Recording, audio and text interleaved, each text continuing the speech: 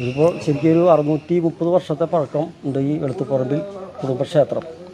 അത് ആദ്യം ഇങ്ങനെ ഈ രീതിയിലല്ല, ഒരു പഴയൊരു പുല്ലത്തറ പോലെ ഉണ്ടായിരുന്നുള്ളൂ.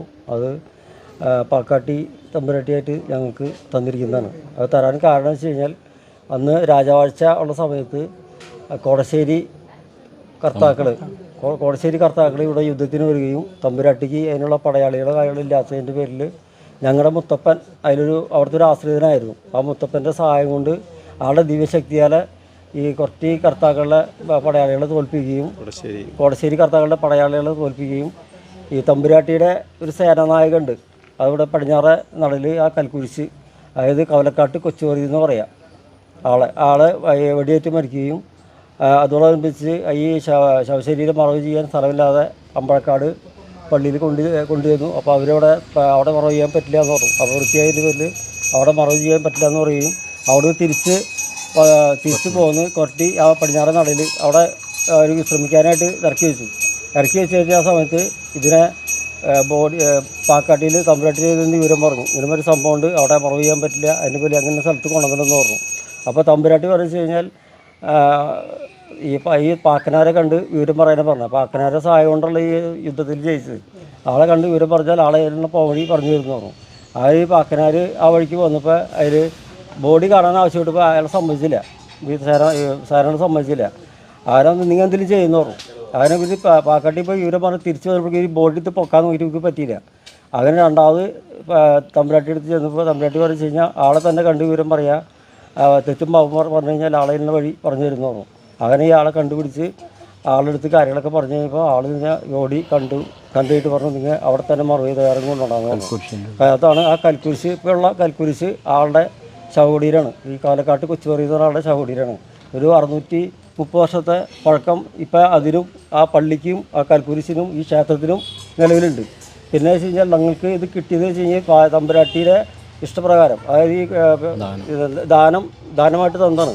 ഈ പാക്കനാരോട് ചോദിച്ചു കഴിഞ്ഞാൽ നിങ്ങൾ ചെയ്ത ഉപകാരത്തിന് ഞങ്ങളെന്ത് പ്രത്യുപകാരം വേണമെന്ന് പറഞ്ഞപ്പോൾ ആൾ പറഞ്ഞു ഞങ്ങൾക്ക് ചത്താൽ മറവ് ചെയ്യാനൊരു സ്ഥലവും ഞങ്ങളുടെ ദൈവകാരണന്മാരെ ആരാധിക്കാനൊരു ഇതും വേണമെന്ന് പറഞ്ഞു. അങ്ങനെയാണ് ഞങ്ങൾക്ക് ഈ കാണുന്ന സ്ഥലം. ഇത് ശരിക്കും പറഞ്ഞു കഴിഞ്ഞാൽ ഒരു ഏക്കർ 58 സെൻറ്റ് സ്ഥലമാണ് ഇത് ഇപ്പോൾ ഈ നിലവിലുള്ളത്.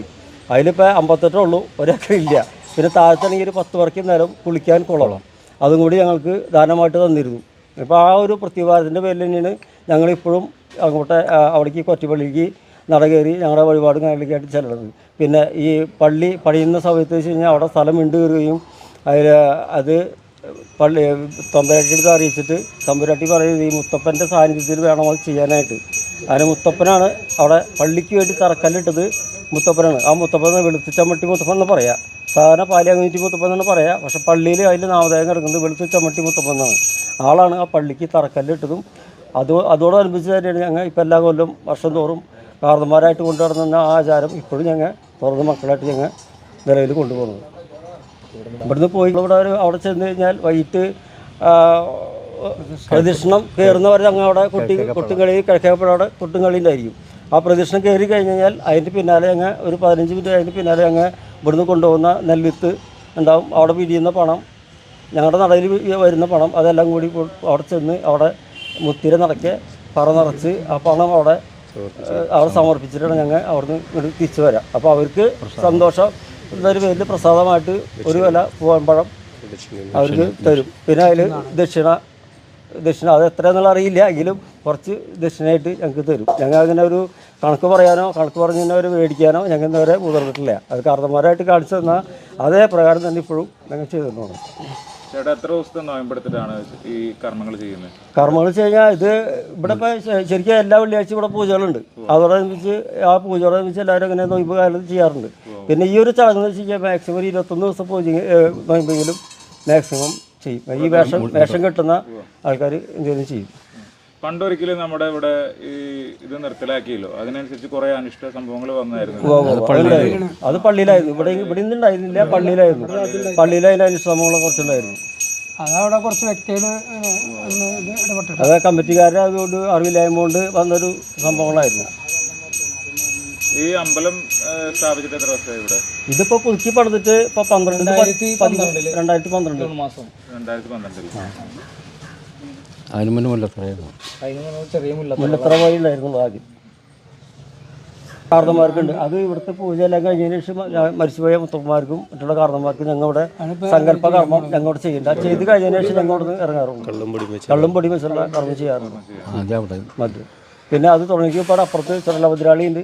അവിടെ പോയി ചെയ്ത് കഴിഞ്ഞ് വന്നതിന് ശേഷം ഇവിടെ ചെയ്യാം.